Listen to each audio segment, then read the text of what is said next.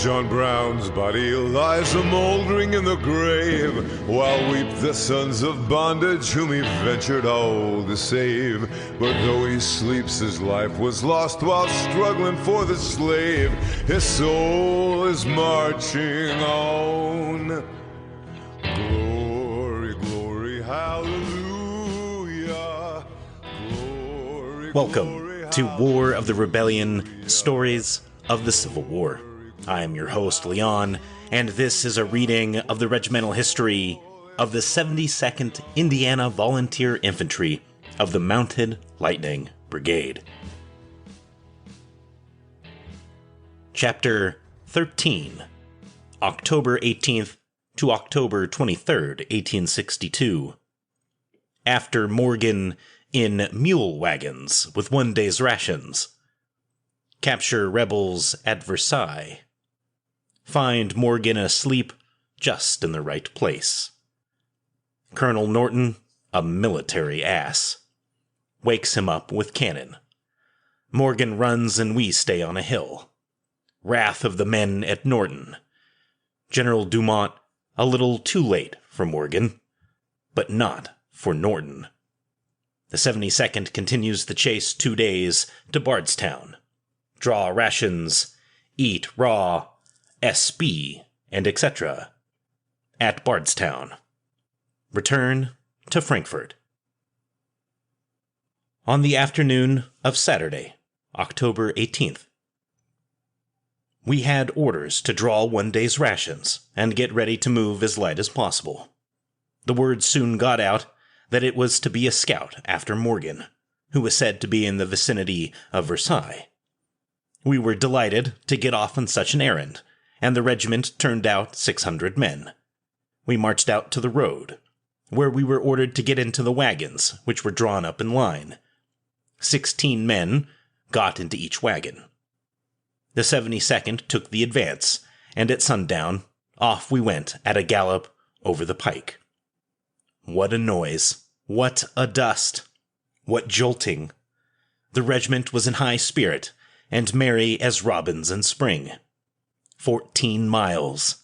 14 miles. 14 miles onward. 14 miles. 14 miles rode the 600. The whole brigade was in mule wagons, except the 13th Battery Boys, who were mounted on their guns and caissons. At 9 o'clock, we dashed into Versailles and captured a squad left there by Morgan to watch and give him notice if Union troops advanced. From these prisoners we ascertained that Morgan had taken the Lawrenceburg Road. We followed immediately and rapidly. Upon entering the ravine, which had very steep banks, leading down to the Kentucky River at Shyrock's Ford, the advance guard took another rebel sentinel, who was fast asleep. The brigade was halted.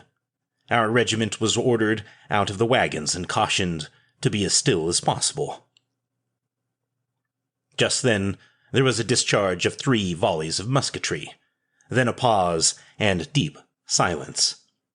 Then thundered the cannon once, twice, thrice, each one making an echo so distinct in the hills that many thought 6 shots had been discharged. In the crisp, clear air, the shots were heard shrieking as they sped away. We instantly formed on the narrow bit of road alongside of the wagons, and went to the front in double quick. We were ordered to climb up the side of a very steep hill, which we speedily did. Then we were ordered to sit down, or lie down, gun in hand, ready to get in line at the command. The hill was so steep that we could not sit on it without slipping down, unless we each took a sapling between our legs, which we did, and sat there nursing a gun between our arms and a tree between our legs. Steep as the hill was, the cavalry began to climb it, the horses slipping and stumbling over the rocks, and the men swearing like sinners. We supposed the cavalry were passing around to the rear of Morgan. As we heard commands, men mounting, the clatter of horses' feet and cavalry swords, and expected we should soon be commanded to dash down on his camp. But we soon learned that the cavalry were dismounted and asleep on top of the hill, while we heard Morgan's men running away. The explanation of all this is that we had come up upon Morgan's pickets and captured them. We had slipped up to the very border of his camp, where the chief and his men lay sound asleep. Dumont was moving to Lawrenceburg on another and shorter road, with the brigade on foot, and when there would have turned into the road we were on come to meet us, and between his force and ours, Morgan would have been bagged and doubtless captured, as he could not have gotten away. The great mistake was made by Colonel Norton of Ohio, who commanded our brigade. Instead of keeping perfectly quiet and waiting for Dumont to come up as he had been ordered to do, and as Colonel Miller begged him to do, he ordered the shots, spoken of above, to be fired into Morgan's camp, which awoke him and his men. In a minute after the first shot, we could hear the voices of the rebel commanders hurrying up their men, hear the men mounting and dashing away for dear life. Soon all was still, and the rebels were gone. Here was a chance for our division, including the 72nd, to reap laurels of fame and take one of the most pestilent rebel raiders. We could see into his camp and almost reach the prize, when the fool commander, Norton, ordered us on to a hillside, set us astraddle of the bushes, sent the cavalry up the same hill to go to sleep, aroused the enemy, and let him go. Oh, but we were a mad set of men, from Colonel Miller to the least of us.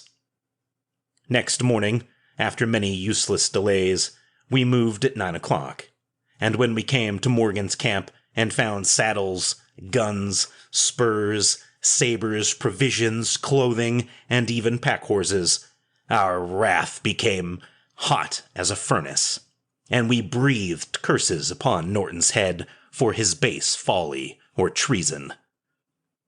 When we met General Dumont with his force at Lawrenceburg and found that he had arrived at the mouth of the road by which the rebels escaped just 30 minutes after they got out of it, we were more fierce in our wrath than ever.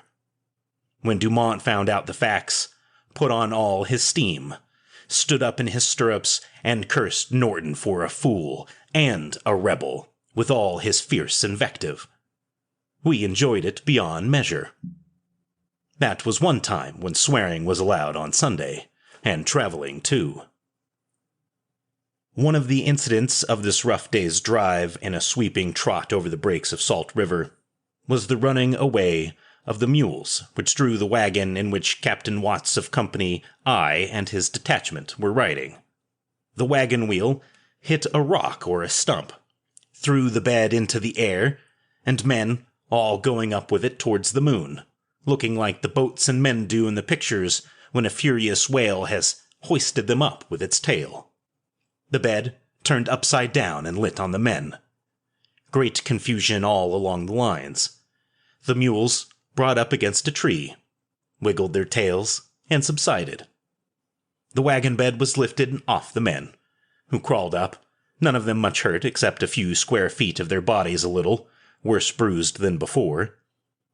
The wagon was reconstructed, the mules reorganized, and started off on the long trot again. It was a common sight that day to look from a wagon, as we halted on the brow of a hill, to give time to teams ahead and get out of the way, and see men tossed 3 or 4 feet into the air as the wagons went at full speed down the hills and over the rough rocks, for we were on no pike now, but a common country road. Men were often thrown out of the wagons and considerably bruised. Captain Pinkerton tried to get into a wagon while it was in motion, and got his foot almost pulverized. The weather became quite cold for that time of year, and we went into camp at about 10 o'clock at night on the south bank of Salt River, in one of the windiest, bleakest, coldest, rockiest places we ever saw. We had but a blanket each, and no overcoats. It was too cold to sleep, and we gave the whole night to keeping up fires. We were also out of rations, and so sore from bruises that we could hardly walk, But like Mark Tapley, we were cheerful and resolved to come out strong. We had learned from prisoners taken that Morgan's force broke up into squads after passing Lawrenceburg, so they might elude pursuit, and being in the rear of our main army, the more easily rejoin Bragg. The 72nd and some cavalry were alone on this scout, General Dumont and the other troops having turned back to Frankfort. Next day, the 20th, we still pushed on, taking now and then a jaded prisoner who could go no further, and in the afternoon arrived at Bardstown at 3 p.m., out of rations and hungry as wolves. We had learned at Bloomfield that Morgan was 24 hours ahead of us, and the statement being confirmed at this place, we found a commissary, drew rations, and ate out of all reason. We had started with 1 day's rations, and had been on the move day and night for 2 days, with no time to forage. The pork we drew was very thick and fat, yet the men were so hungry that they did not wait to cook it, although wood could be easily obtained, but bolted it down raw in great quantities, with hardtack. We have never seen so much fat meat eaten as that evening in the Hickory Grove near Bardstown. The result was a very restless night in camp. In all directions were heard groaning and explosive sounds of stomachs unloading their enormous weight of pork. The next day, it was necessary to lay quietly in camp for the men to recuperate from the effects of this gorge. On the 22nd, we started back to Frankfort and camped for the night on Salt River, opposite Taylorsville. On the 23rd, we pushed ahead and reached Frankfort at 10 in the night, tired enough and slept soundly in our tents once more. The explanation of this affair, given in Basil M. Duke's History of Morgan's Cavalry, is that Morgan had been covering the rear of Kirby Smith's column of Bragg's army in his retreat out of Kentucky in 1862, when, at Gum Springs, about 30 miles southeast of Lexington, he started with 1,800 men and 2 howitzers to raid our lines, and to pass into Tennessee at Gallatin. He arrived at Lexington just at daylight on the 18th of October and captured the 4th Ohio Cavalry, and left Lexington for Versailles at 1 p.m. of the same day. How Dumont ever learned of his whereabouts in time to do anything is more than we can tell, unless it was by some of the fugitives from the fight at Lexington about 30 miles from Frankfort. The rapid pursuit of Morgan and the plan for attacking and capturing him were admirable, and would have been perfect but for the blunder of Colonel Norton, and reflected great credit on General Dumont. Colonel Norton was arrested and tried by a court-martial, and dismissed in disgrace for his incompetency or baseness. General Dumont was given a larger command. The greatest mischief Morgan did on this raid was the burning of some 80 wagons belonging to Buell's army. He hustled into Tennessee as fast as he could scamper. This was always referred to as the raid of the Mule Brigade. We conclude the account with a quotation from T.W. Milligan, giving an account of his experience in mule driving, as it is a fair specimen of the driving done on that raid. Mr. Milligan says, "On our return from Bardstown, we called a halt about sunset to take our refreshments. We were ready to march again. Our teamster was missing, and the lieutenant called for a volunteer mule driver. I was heartily sick of my position in the wagon, and volunteered. No one was aware of my ignorance of how to steer the mules. Darkness soon set in, and I felt rather uncomfortable, seated on the saddle mule, the reins tied fast to the saddle. The mules started up a little brisk. The boys in the wagon told me not to drive so fast. I hallooed, 'Whoa, whoa!' and they went faster. I jerked the rein and yelled, 'Gee, gee!' and pulled, 'Ha, ha!' whipped them over the head, then over the rump, but all my attempt to halt were a sad failure. I looked back to see how the boys in the wagon were enjoying the ride, and found that the old wagon was bounding like a ship in a storm without helmsman. Lieutenant Crick was standing in the front end of the wagon, holding fast to the box with one hand, and the other high above his head, swearing that Buck Milligan was no more fit for a teamster than he was for a chaplain. I stuck to the mules like grim death until they were ready to slack their pace. When I slid off and left them to go at will, and they trotted into camp at Frankfurt in good order and halted at the proper place, I then and there swore never again to take hold of a string that had a mule at the end of it. The result of this raid was a very large increase of sickness, both from the exposure and overeating at Bardstown, where we drew the thickest, fattest meat we ever saw, which the men, who were ravenously hungry, ate raw in large quantities. We never saw them eat so much raw SB before or since. On our arrival at camp at Frankfurt, the diarrhea raged with increased violence, for the rations were so bad, the meat so rotten and maggoty, and the crackers so full of big white worms, that the boys declared we were using rations Uncle Sam had left over from the Mexican War. To cap the climax, measles broke out among the troops and spread to our regiment, taking to hospital and to the grave some of the best men. No disease in the army was more destructive to the health and life of soldiers than the measles. Chapter 14, which we will do next week. Let's hop into some show notes. There's a little bit to unpack here. Oh my goodness. And let's just get right into it.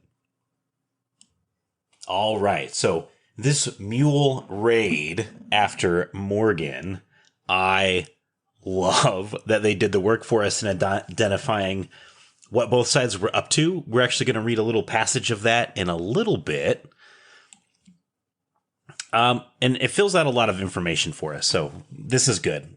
I really enjoy this. And a little bit of what was happening before can be found in the same book, so that's nice. All right, so Colonel Norton just failing the entire operation by shooting into the camp has to be one of the worst surprise attacks ever recorded. I'm not sure what his reasons were for doing that or why he neglected to go on the attack right away. We won't really know. We can only speculate. And my goodness. Oh, what is happening? All right. Oh, gosh. So the description the soldiers give of riding in the wagons, the first being that of a whale hitting the boat with its tail and everyone flying up in the air. That is hilarious to me because I saw that in modern motor T drivers, which is what we call guys whose jobs in the military are to drive around, at least in the Marine Corps. So mule or not, if you join the infantry, expect to be flung 3 or 4 feet in the air like that at some point. But unlike these gentlemen who were in wooden wagons, you will be coming down on hardened steel plates instead. So I just found that really amusing. And that this universal pain and suffering reaches across time. Very enjoyable to read for me.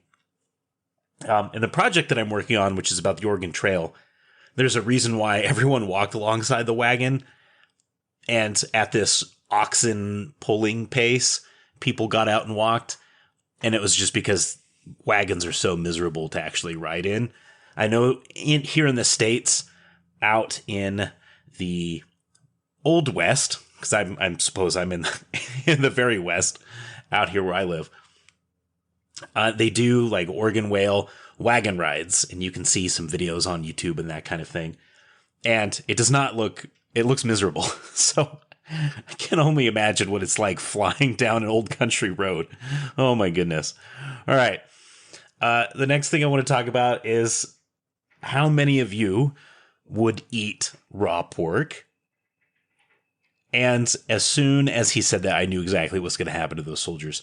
Folks, there is a reason why we have food safety standards in this country. Cook your food to temperature, or you will end up with explosive sounds all night too. Oh my gosh. That was too funny. Oh gosh. Okay, so kind of the big Cinderella of this episode is Basil M. Duke. I went ahead and looked him up because he mentioned is writing this history about Morgan's men. I wanted to find out more about him. Mr. Duke was born in Scott County, Kentucky, May 28th, 1838. He went to school at Georgetown College in Danville, and we're kind of going to skip ahead. He enlisted in the Confederate Army in 1861, was elected as a first lieutenant of Morgan's original cavalry company, and was second in command. Ends the war as a brigadier general and escorts Jefferson Davis out of Richmond. He wrote two histories. The first, which we're talking about, is the history of Morgan's cavalry in 1867. The other, which is the history of the Bank of Kentucky from 1792 to 1895, which definitely shows that we all have a life after the military. Oh my goodness. I'm going to post the first of this to my website. That's Rebellion Stories, so that you can do a little bit of your own reading from this Confederate cavalry raider's point of view. I spent about an hour flipping through it and reading it. It's written right after the war. I like it. I think it's good. I don't know what's all in it, so I kind of jumped around to some important places to take a look. And the main reason was to find the original source material that he talks about in the 72nd history. We're going to read that from their point of view in its entirety. It's pretty good. So if you want to check out this Confederate book, the online copy is on, and you'll see it if you go to my website, the Cincinnati and Hamilton County Public Library has come to our rescue in preserving this, which is why you don't ban books from libraries, no matter how much you dislike them. All right.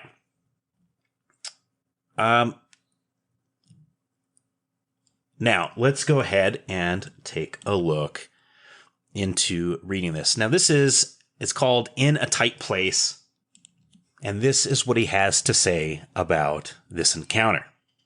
Quote, resuming our march at 1 p.m.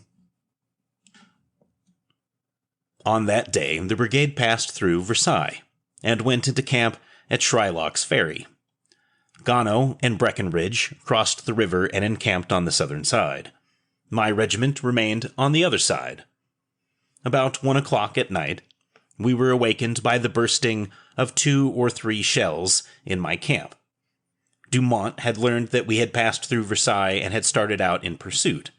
He sent his cavalry on the road which we had taken, and pressed his infantry out from Frankfort to Lawrenceburg. Shylock's Ferry is 4 miles from Lawrenceburg. The country between the 2 points is very broken and difficult of passage. Had everything been kept quiet until the infantry had occupied Lawrenceburg, our situation would have been critical indeed. With this disposition in our front, and the road closed behind us, we would have been forced to take across the country, and that would have been something like climbing over the houses to get out of a street. Colonel Morgan had hesitated to halt there in the first instance, and was induced to do so only by the fatigue of men and horses after a march of over 60 miles, and the knowledge that no fit ground for camping was within some miles. It was a generous act of the officer who came in our rear, to shell us, and it saved us a vast deal of trouble, if nothing worse. He had not even disturbed our pickets, but turning off the road, planted his guns on the high cliff which overlooks the ferry on that side, and sent us an intimation that we had better leave. Colonel Morgan comprehended his danger at once, and as he sprang to his feet, instructed one of the little orderlies, who always slept near him, to gallop to Colonel Gano and Major Breckinridge, and direct them to move at once to Lawrenceburg, the one who formed first, taking the front and picketing and holding the road to Frankfort, as soon as the town was reached. The boys, who were his orderlies, were intelligent little fellows, well known, and it was our habit to obey orders brought by them, as promptly as if delivered by a staff officer. The officers to whom the orders were sent were the promptest of men, and although my regiment formed rapidly, the others were marching by the time it was ready to move. The howitzers were sent across the river first. Fortunately, it was shallow fording at that season, and the regiment immediately followed. The pickets on the road to Versailles were withdrawn as soon as the regiment was fairly across, and the officer in charge of them was instructed to make a rear guard of his detail. The entire brigade was hurrying to Lawrenceburg in less than 20 minutes after the first shell awakened us. We reached Lawrenceburg a little after 2 o'clock and passed through without halting, taking the Bloomfield Road. I have heard since, but do not know, if it be true, that General Dumont reached Lawrenceburg about half an hour after our rearguard quitted it. Marching on steadily until 12 or 1 o'clock of the next day, we reached Bloomfield, a little place whose every citizen was a warm friend of Morgan's men. They met us with the utmost kindness, and at once provided supplies of forage and provisions. We halted only about an hour to enjoy their hospitality, and then moved on towards Bardstown. Unquote. And that's really interesting. 1 a.m. at night, have every indication that if you had just kept quiet, they would have been able to surprise Morgan's men at daylight, probably. Or even before then. I'm not sure if General Dumont would have launched a night attack, but very interesting. So this book is going to be up on my website. You can go to rebellionstories.com, and it's going to be posted there. Some very interesting, like this section was, really interesting to read. There's the invasion of Ohio is really good. I took a look at that. So how they were kind of getting around that is really interesting. So come take a look, everybody.